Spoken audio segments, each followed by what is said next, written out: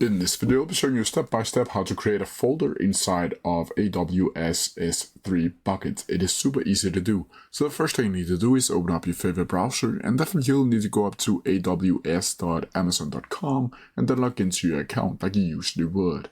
Once from here, it should be looking something like this. Now from here you'll need to go up to the navigation menu or the search bar and click in S3 like so to get inside of an overview of all of your existing buckets.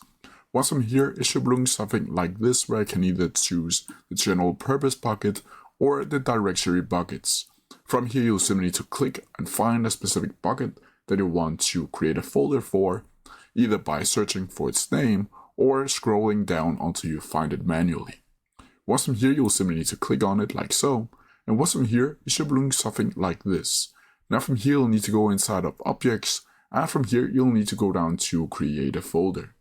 Once from here, it should be looking something like this, where I can enter in a folder name, like so.